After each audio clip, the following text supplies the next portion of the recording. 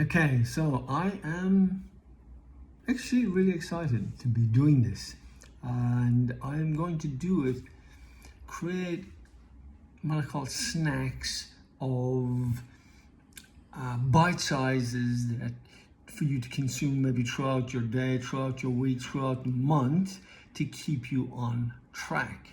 Now,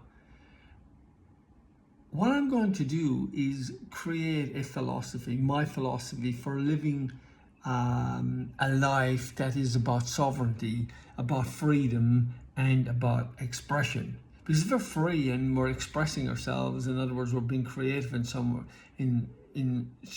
way, then we've actually got control over our lives. Now,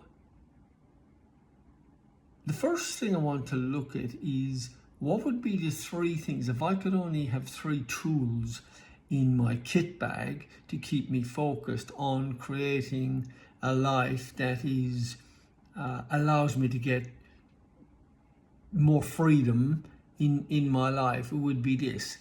The first one would be not to take things personally. So not just not take things personally, but not take the news personally, not take advertising personally, not take social media personally. If I'm reacting to those in some way, if I have an emotional reaction, I've bought into the system. I'm not actually free.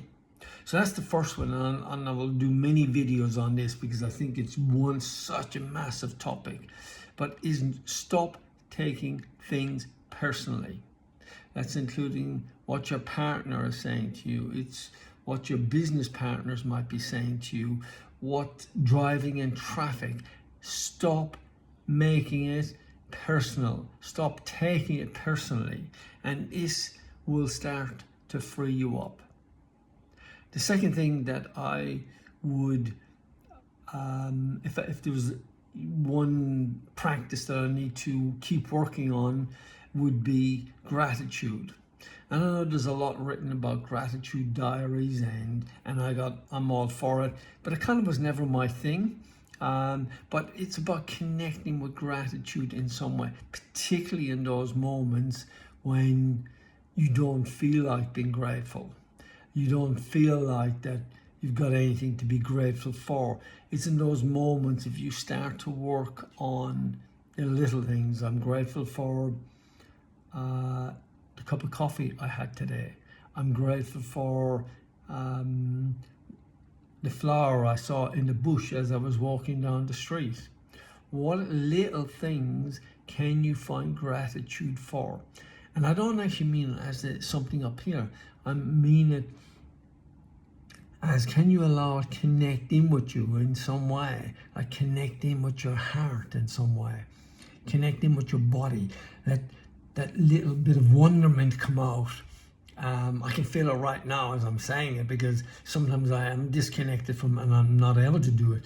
But when you get those moments, that magic of life, when you go, oh, there's something so much more magical going on here. So being able to connect in with gratitude.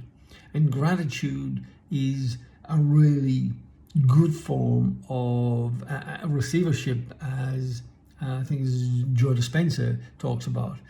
If you're in a state of gratitude, then more things can actually come to you.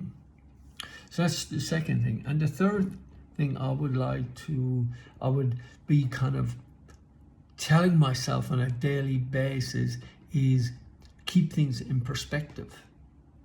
It's really important to keep things in perspective, and particularly when things aren't going well, and to be able to say, this too shall pass, because it eventually will change.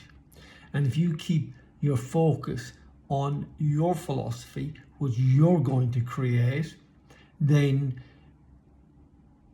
being connected to this too shall pass will see you through the most challenging of times. And when I say this too shall pass, remember, even in that moment, it's not all of you. It's like if you're having, say, a really bad time at work, it doesn't mean that the rest of your life is bad as well. And it's important to actually recognize that. Otherwise, you let your thinking govern all of what you're doing. And I think this is a good place to stop right now. So, 3 things. Stop taking things personally. Remember, this too shall pass. And gratitude.